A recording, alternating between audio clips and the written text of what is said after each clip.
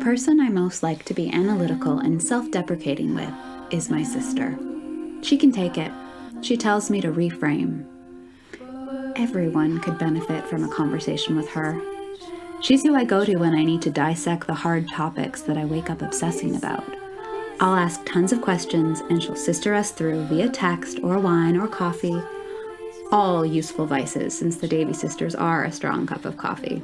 So come here if you can relate or need some sistering yourself.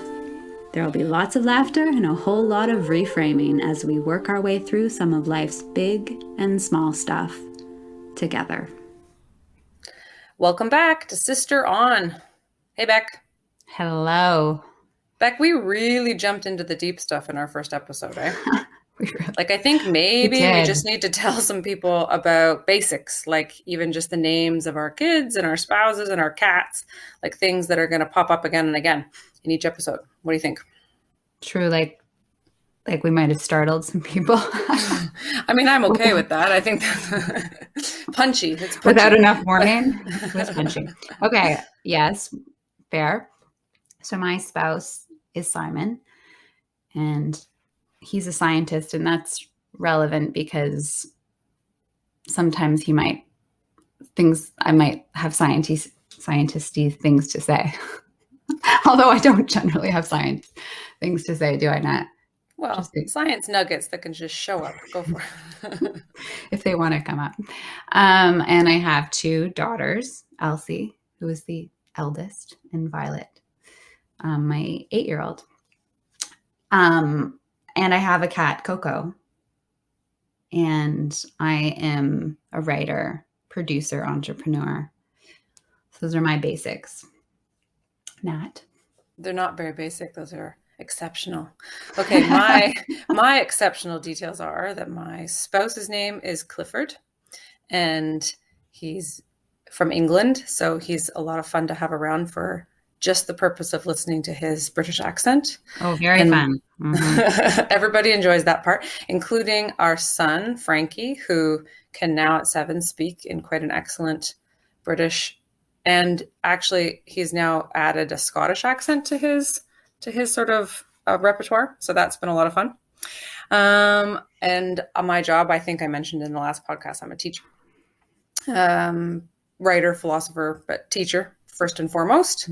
And my cat's name is Marsh, and our cats, Marsh and Coco, are definitive frenemies. We tried to make them friends, but it didn't work out very badly. And I continue to just want the credit for saying I knew it wouldn't work. Okay, but I would like to say that I have long-term goals, and I think that over time, like those cats that Dad mentioned of our cousins who pretended that they hated each other and then died 1 week from each other because they basically were lost and lonely for each other at the end of their lives. I'm just saying, I think that could happen to Marsh and Coco. So those are the specifics of my life. Okay. And just checking, was Marsh on a bender last night? An absolute bender. We got home from the farm. She had been trapped inside for a week because she didn't want to be near Coco. And then she basically got home and said, I'm out. And then didn't return this morning until like 8:30. She sort of shows up going, hi, I'm here, I'm back. I've been to all my friends. So there she is, bender. We like to talk about Marsh's benders. We think we're funny when we say that. Right? To each other. Exactly, to each other. So, okay, so what's one of our biggest similarities, you and me? So if people are just trying to get to know us as sisters, what would you say? How are we the same? I think we're both very empathetic people. That would be a big similarity. I was thinking how we're both extremely analytical and extremely persistent. Mm-hmm. Okay. To the chagrin of some. Yes. Even how you will persist with our cat's friendship. Exactly. Yeah. And it will come to fruition. See, there you go. Okay. And our biggest difference, according to you? Okay. I'd say that I am more precise in things that matter to me, and then less so in things that matter sometimes to you. So for example, the way that I bake might drive you crazy because I like to just sort of throw stuff together and make it work on my terms. But the way that I would keep my kitchen would look more orderly on the surface as I kind of clean as I go. So, you know what? I'm just a confusing human when I really say that out loud. No, I was thinking that too, actually, that I think our biggest difference is that you are, I was going to say orderly. Okay. And I'm more chaotic. Yeah, but yet you bake with very precise measurements, so I don't understand that part of it. So maybe that goes back to where we're similar. But yet I bake. Just saying, like there's something in that, right? So maybe that's like a crossover, a bridge. Yeah. Okay, all right. So what are we here for today? I think today I really want to spend some time talking about memories. And I think that that's, for me, connected to place, because I believe that memories and places have a lot of power. And so building on what we talked about in our last episode where we were talking about reframing, I was thinking, okay, so could we maybe, having had some various hurts in our lives and some experiences that maybe need to be reframed again, could we reclaim some of those bad memories by thinking differently about those places? Right. So is that kind of our own version of like PTSD therapy, for which we have no training? Just checking what we're doing here. Yes, but we're not calling it therapy. We are reframing. Okay. So it's language. Yeah. We're going to stick with language and just knowing we don't, this is just chit chat. We don't know what we're doing. Because we're sisters. Oh my gosh. And this is what we do. Okay. So where should we go? Okay. Well, I'm going to suggest that maybe we start in our childhood backyard on Vanderbrent. Because that is a place that needs reframing for you. Yes, because you locked me in a shed. What? I think I locked you in a shed, and I'm not even sure I remember this. I only remember because you remember. So it has that's another thing about memory is, do you actually remember, or do you only remember because someone else keeps telling you the story? Why did I lock you in that shed, Natalie? Perhaps because I asked you to. And actually, I think this ends up coming up in a conversation that we have with a friend of ours on a future podcast. Yes, you'll see that this is recurring for us. With Steve Patterson, and he actually didn't quite know what to do with that moment when we talked about it either. But okay, so yeah, perhaps I asked you to do it, and maybe you were 7, but the point is that you did it, and then you walked away. So there's something for me to sit with as I consider our backyard at Vanderbrent. So it was like a really claustrophobic, scary moment for you? Yeah, you know what? There was some serious panic. And actually, it probably has brought me forward/back into a scuba diving accident that I had where like claustrophobia was a really big deal. Like I have actually had panic attacks because of smaller spaces, actually, since. So I've got some work to do with this one. So maybe that's why it's so strong for you. And oh my gosh, that's a lot that you had a scuba diving. I know. People are going to be like, oh, can that girl handle any more? Well, it was a lot, actually. That was a bummer because my dad and I were on a boat, right? We were up in Tobermory, which is Northern Ontario, really beautiful, cold water diving, which is amazing and gorgeous and wonderful, but you need more equipment. And we were on this boat and going down to this super deep wreck dive. And so because it's so cold and so deep out there, the boat has to be able to hang out in a very specific spot while the divers go down on a line, and the boat was having trouble. So basically it like circled for 15, 20 minutes trying to get itself organized, which meant that the gas fumes were crazy. So everybody in the boat is like throwing up, like off the side. Like it was horrible. And it was such a horrible thing that when they finally were able to make it happen, we all just threw on our gear to be able to get down into the water because we knew if we got in the water that things would feel better. But the problem was that in the midst of all the throwing up, probably somebody stepped on my gear. And so my hose got cracked. And there was definitely no crack when Dad and I picked it up. So as I'm going down, I'm like descending. I think I hit like 70 feet and water, because it's cold water and everything sort of expands or shrinks. How does it work? Anyways, the point is the hole got bigger. So the water kept coming in faster and faster. So it was very scary. And then I panicked, and that was not the right thing to do. But I just wanted to get to my dad, because that's the thing you want to do when you're scared, even though I was like 30 something. So I'm going deeper, but with more water. And then I did something really dumb. I pulled out my rag, because I guess in my crazy state, I thought that would somehow make it better. But Oh, because you were trying to keep descending to where he was? yeah, and he was ahead of me, and he didn't see this, obviously. So anyways, I caught him, but by the time I caught him, now I'm like full on drowning. You took out your rag and kept going down? Yeah, Becca, like it wasn't right. My mind wasn't right. No, right. I forgot that. Yeah. Oh my goodness. Yeah. So like anyways, so Dad saw my crazy eyes, and he saw that I had no rag in my mouth, and he tried to shove his extra rag in my mouth, and I didn't take it because I'm crazy by this point. Like I'm, not in my right mind. So then he now had to basically drop my weights and shoot us to the surface. So I'm still alive. So we're good. But it definitely was the most terrifying experience for him, I would say, as a parent. But also it did definitely make me reticent to go into small spaces for a while, because and it brings back all the small spaces you've ever been in. So thus the shed in our Vanderbrand backyard.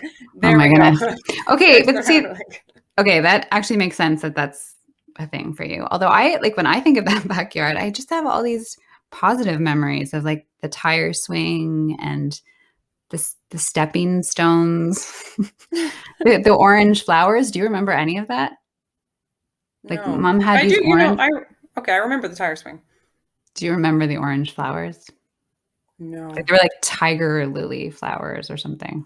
Or this is like that poem we brought up. I have no idea the name of them. Let's not even get into names. But no, okay. So do you remember like doing birthdays back there? No. Okay, it's so weird how we can have been in the same place but remember things so differently, which makes me think, is it the painful things that we remember so clearly? Although I don't know why I remember some of those lighter things. But do you think it's the painful things we remember most clearly? And should we do a test? Oh, yes, let's do a test. All right. Do you remember that motel in Florida when I was I think I was about 10, let's say, and there was a lot of tension in that motel? Do you remember? Florida, tension, kitchen. Nope. Block that one out completely. That is so weird. Okay, because that's like a strong sensation I have, is that kind of those vibes. Okay, what about this one? Do you remember what I'd like to call the earrings incident of 1991? Okay. Let me tell you. Okay, so it was Mom's birthday, and I think birthdays were always kind of stressful for her because Dad grew up in a family where they didn't really celebrate birthdays. Like birthdays were not a big deal. I also have experienced that because for Simon, his family didn't make birthdays a big thing, or presents. Like presents is not.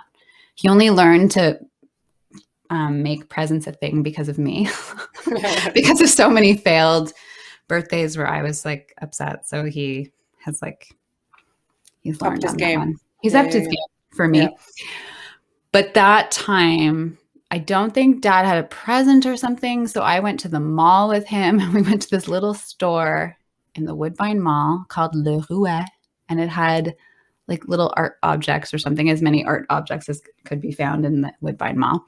And we bought earrings, and then we bought a second pair. Like, this is what is so weird, is we bought two of the same earrings, just differently shaped.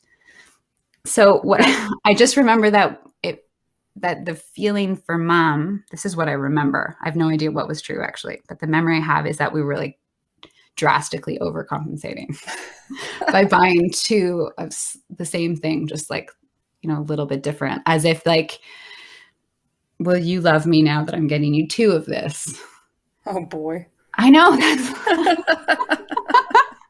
I hope mom doesn't listen to this one, or dad, because, well, dad would, I don't know. That's just what I remember. Like, I don't know what actually was going on, but I have this heavy memory of all that. Do you remember that? I wasn't there for the shopping, but you have definitely told me this story before. So this might be sort of similar to that thing of like, I now can remember the thing that you've told me as a memory. But what I do remember of my own is I remember there being some stressful birthday dinner, which now in my mind might be attached to the earrings, where there was some walking away from the table. That's what you remember. That's what I remember. So I could make a link and connect that to the Just the earrings. Oh, man.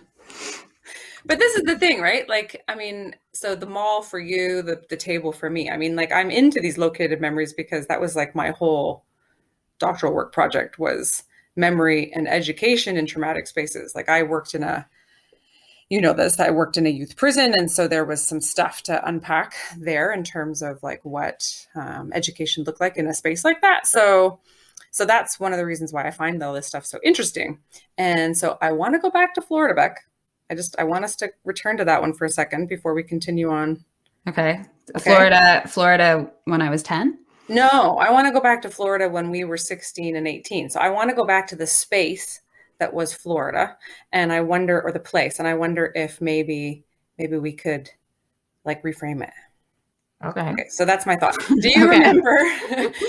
I'm ready, Nat. I'm ready for like transformation. Okay, let's try this. Do you remember doing a 24-hour trip home from Florida when you were 16 and I was 18, and we were driving with our boyfriends at the time, and then that cop, because you were driving, pulled us over and gave us a ticket in the middle of the night in Georgia? I do remember that. And I really appreciate that you're saying gave us a ticket, which I think speaks so much to our togetherness, Nat, because I'm pretty sure he gave me a ticket. And I think I was bare feet or barefoot. I didn't remember that part. Barefooted. I remember that was stressful because I wasn't sure if it was legal to be driving with bare feet. Is it? I don't know. I doubt it. So I fully remember that. I don't. I think when I look back on that incident, I think I feel a bit. Ooh, that was exciting. How do you feel? Yeah, that was not exciting to me at all because I had to leave you and Simon in a jail cell. No, were we in a jail cell? No. Well, they locked you up in something. It was like a room where I wasn't allowed to go. Oh, really? Okay, well, yeah. And then they made I feel like we were in an office.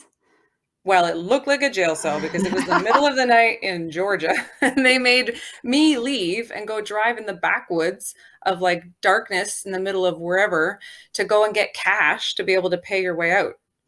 They actually like literally made me leave the police station and go where I had nowhere idea how to go. And we didn't have GPS at the time. Like there was no, so it's like, go down that road and you'll find an ATM. Like it all sounds really sketchy, right? If you really think about it. So that was a seriously, seriously stressful ride home or ride back to you to get you out of this jail cell I've created in my head. But maybe it was just a desk.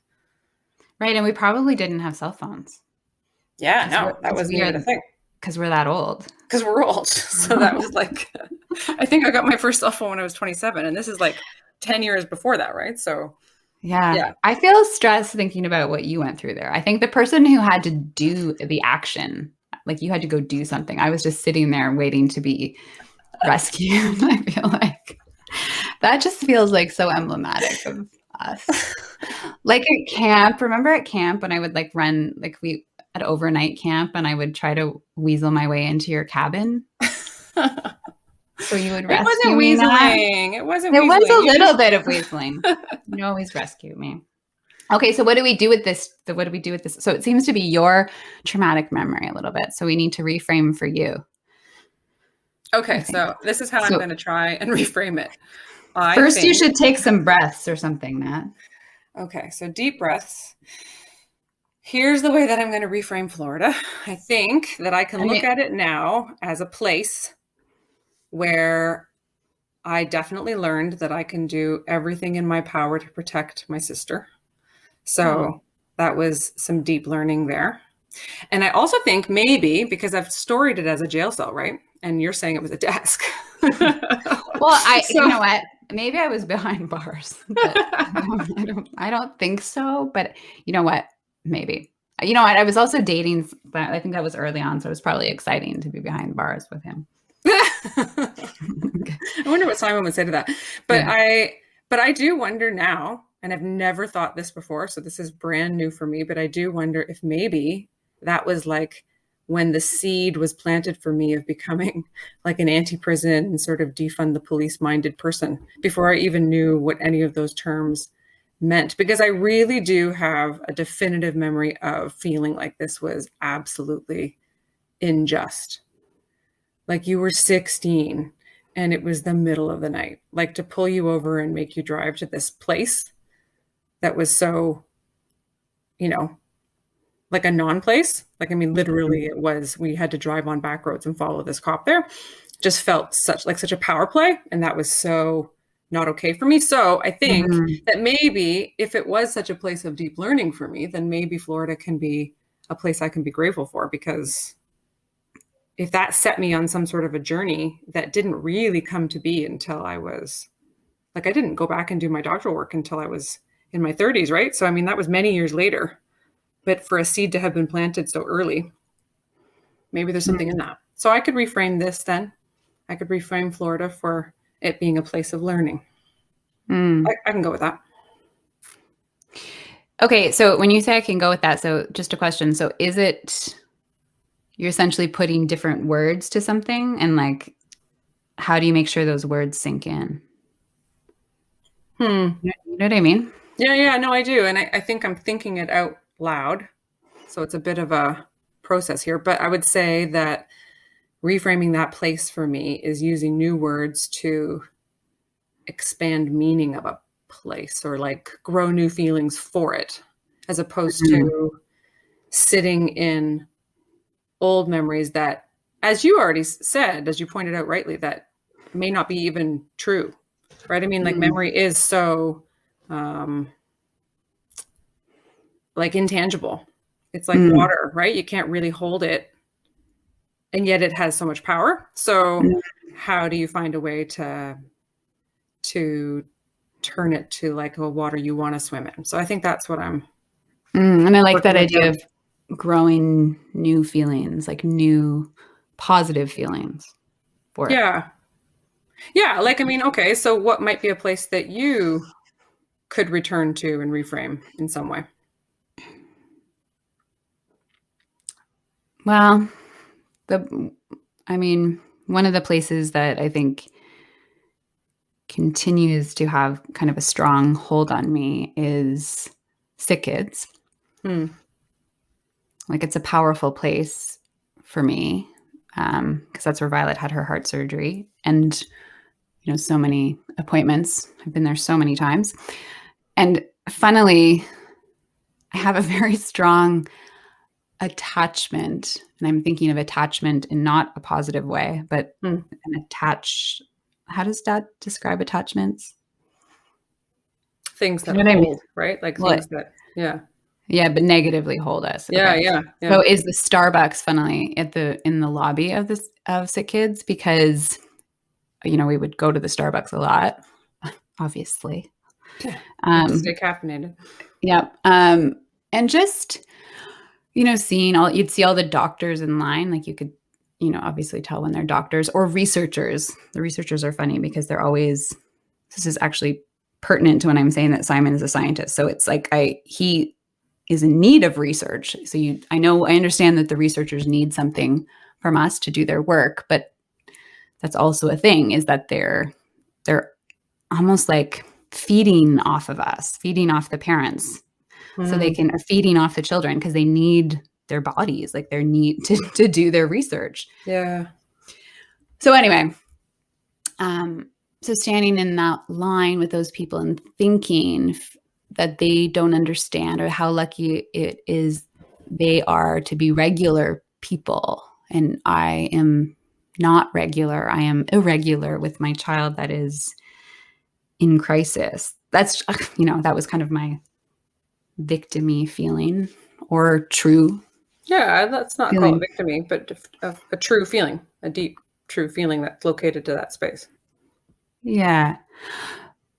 But I guess I also want to, I guess I need to reframe that space for myself. And I'm wondering if a different way to look at it would be to just recognize the beauty of fragility and our delicate place in the world. So, all of our bodies are delicate and fragile. And maybe, those researchers standing in line, maybe or not. I mean, I don't know what their lives were, but maybe they will recognize the fragility at some other point on their journey. But that happened to be the moment I experienced the fragility very early on in my life.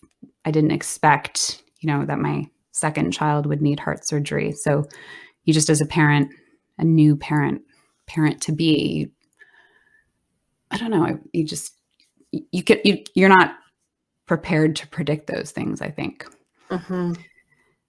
So it's also just an ongoing one for me. So I still get afraid, and I can say that about the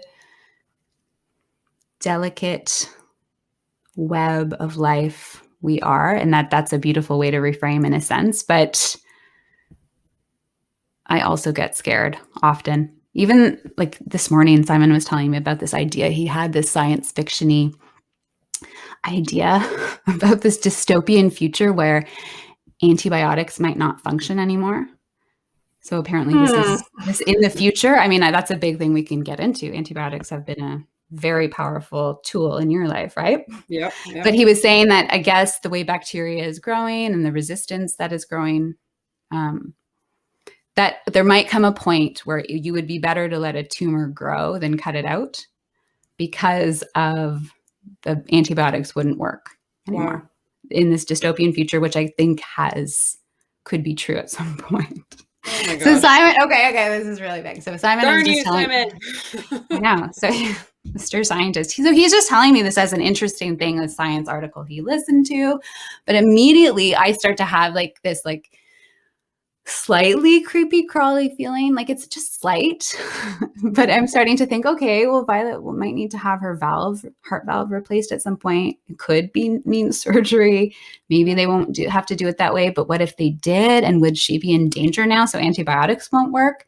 And so I'm like, okay, hold on, Simon, can you just, assuage this fear? And he's like, oh, that's way in the future. I'm like, okay. Let's go get Starbucks. Yeah, totally. But I think I'm just acknowledging that that's still I can't listen to that completely calmly.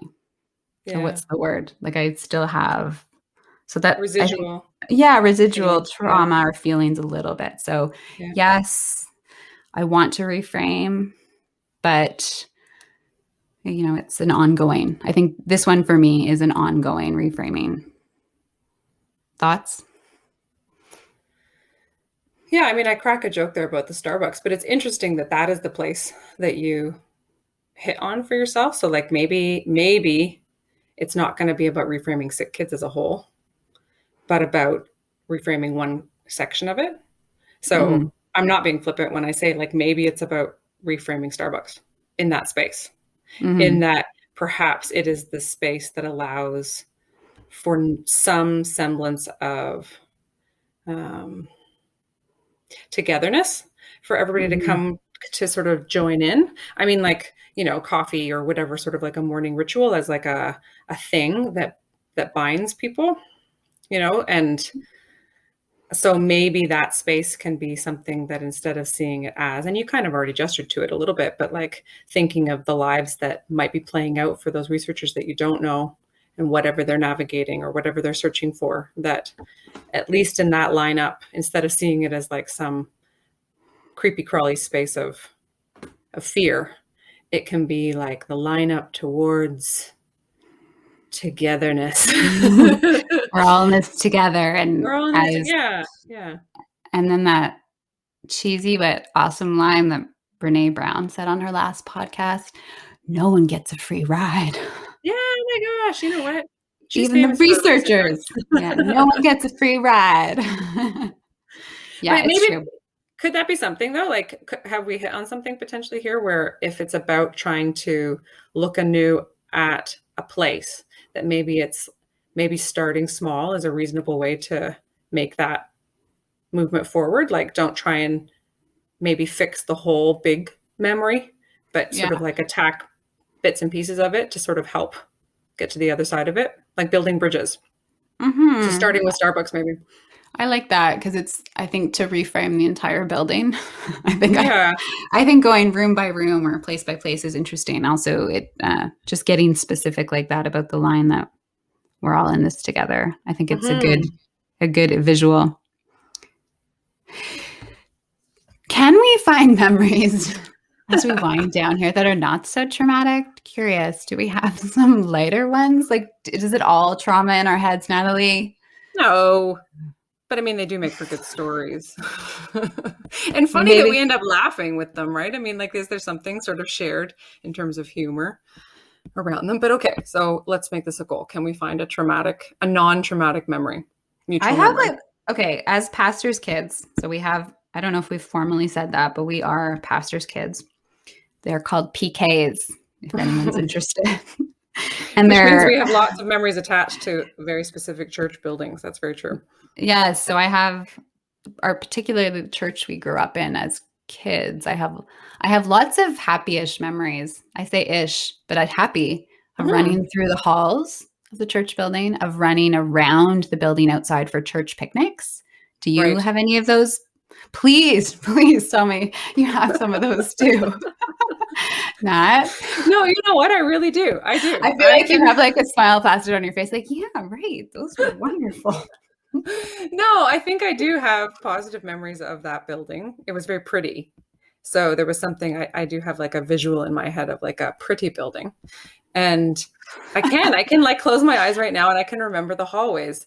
Beck, I'm sorry. I don't know if I remember, like, I have like, there's a bathroom in the basement that I remember like going into and then sort of getting like reprimanded for being in there by myself. So, I mean, that's like a memory. Really? Yeah. Was it pink? Is the bathroom pink? Yeah, like peach. And you got reprimanded for going to the bathroom by yourself? Like alone. Like it was like, what are you doing here? So, I mean, who knows? Maybe it was like during the service or something? Yeah, like maybe I interrupted somebody in the midst of like their big trauma. And then they didn't want to witness. I have no idea. So okay, that keep digging. Dig for something happy. I do remember getting baptized. I was like, I don't know, 12, and I've never had great eyesight. You've always had like these perfect eyes, and I've always had to wear glasses from when I was, well, like 10 or 11, right? And we should just say that getting baptized as in a Baptist church, is normal. Yeah. Well, and also like, it's not like a Catholic thing where you get baptized when you're a baby. Like this is like you making a choice or something.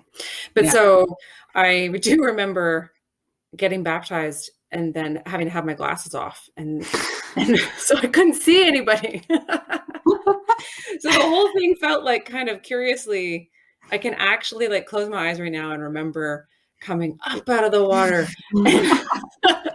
And you can't see anything. It's just like I can't see anything. Did you feel like you were in heaven maybe? Like, I don't know, but you know what? There is something kind of beautiful in that it was Dad. Oh my gosh, it could kind of make me weepy. Like it's sort of like it's just Dad dipping me under, pulling me back up, and I can't see anybody. So it's just Dad and me and Jesus. And there's something kind of lovely about that. Like in that, I think that definitely my own feelings around faith are connected very much to our really, really, really wonderful parents. So like there's something about that. So yeah, I can remember that. Church picnics, I only remember all the boys I had crushes on and they never liked me back. So that was hard. So that I'm going to let the church picnic part go. Okay. All right. What about New Year's Eve celebrations? Is that like, I have fond memories. I feel like we're not going to hit on any mutual ones, but New Year's Eve, staying up all night and that like fun, nauseous feeling of being up for too many hours. Do you remember that with any fondness? No, Maybe, but like what age are we talking? I sort of feel like I do kind of remember one New Year's Eve where we all camped out. It was like our big group of friends when we were like, late teens, early 20s. And it was in Simon's, so your now husband's grandfather's cottage Oh that yeah. had like all those lawnmowers in the living room. So like there was nowhere to be. So we were all lined up in these sleeping bags in this room Surrounded by filled with lawnmowers. lawnmowers. So I do have a memory of that. I don't remember the nausea because I just remember the lawnmowers. But do you remember the lawnmowers? Okay, I'm remembering the lawnmowers now. Yeah. And the bathrooms were always very hard to find the toilet because there might have been lawnmowers in the bathroom too. So I blocked out the bathroom. So Okay, lawnmower. Okay. All right. Do you have any that you would like to offer to me? Okay, well, do you remember our friend Sharon? Do you remember learning to drive in her K car? Can you remember like the square Chrysler?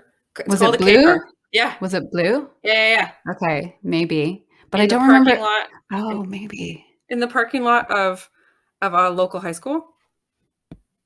She taught you to drive? Yeah, but she taught you to drive too. I don't remember that. I mean, I sort of remember. I remember giving her makeovers. Do you remember that? No. But you know what, Beck, we're hitting on something here. If we are remembering lots of similarly connected people and places, but we don't remember the same thing, then isn't the beauty of having like these long-term relationships like us, like our sisterly connections, to kind of help to fill in some of those holes? Yeah, it is. It is. I mean, it's fun, and I'm grateful to get to throw all these memories out with you and just see what's sticking for you, what's sticking for me, and that we can do this together. Mm-hmm. Were you going there? Yeah, no, that's totally where I was going because I mean, like, it's funny. I can remember driving in that K car with Sharon and, feeling so adult because I was learning how to drive. Even though I know that dad taught me how to drive, technically taught me how to drive on a stick shift, right? Whereas her K car was just like an automatic. But for some reason, the stick shift felt so hard. So there's a memory of the K car as being so fun because I felt so able and capable. So Okay. the memory of that is interesting to me. And I know you have other memories, positive memories of that friend. So do you remember, last thing, and then thank you, listeners, for listening to us go down this road. Do you remember? Do you remember getting out at stoplights and like running around and changing places in the car? No. Okay. This podcast is going to require a whole other separate conversation, right? I think if we need like a chart, maybe we need a flow chart. Yeah, like one of those big maps. Yeah, it's true. Like on any television show where all of a sudden they start kind of like linking things. And we'll find the center in each other. Yeah. Okay, so do we need to go back to the backyard at all, or have we reframed? We've reframed that for you. Did we? I don't think we did. And you know what? Okay, here's what I'm going to do. Claustrophobic space. Yeah. Yes, I think I can reframe the claustrophobic space of the shed as being a place. So as I'm thinking about this more and more, as a place where I recognize that I'm good when I have boundaries. Like when I write pieces, right? Specifically when I'm writing like academic essays, I find that when I have an outline, I can feel like really free because now I have like these walls within which to build my piece out. But the walls make me feel safe, like I've got somewhere to go. So maybe, and you can't see me, but my finger's going up here like a pointy teacher finger, but maybe. And I just want to say, this is Natalie's greatest skill at work, creating links like she's doing right now. She's reframing herself being in a trap shed as beautiful boundaries. So just keep going that. I think it's remarkable, and it's my favorite thing about you. Okay, but I think I can do this. I think that shed can maybe, if I can return to that place and make some new meaning of it, I think it can be a place that's good for my mind. Because if walls, instead of being a place symbolizing fear, maybe they can represent like the comfort and health as an adult of having some established boundaries. Boom. I did it. Yeah, I think that's beautiful. I think I need to go journal about that. For real.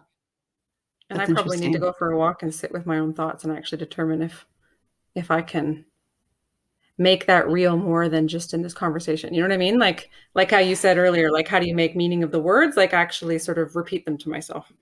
Yeah, repeat them and, so it changes the way we live in a way, right? Like we don't Yeah. want to just talk. I don't want to just talk shit with you, Nat. No, I want it to like mean something. I want it to, yeah, like I want to be able to circle back to something and constantly make it new and fresh and possible. I think that's a good Yeah. note back. I think people could do something with that if they wanted to. Now it's not just about or like, do you remember this? No. Although we encourage you to go do that with your siblings or anybody in your life you want to do that with, because we've had some good laughs. Yeah, and it feels good. It does feel good. Okay. Well, to next time. I love you. Thank you for your mind. For sharing it. Thanks for sharing with me. Love you. Okay. Bye. Bye.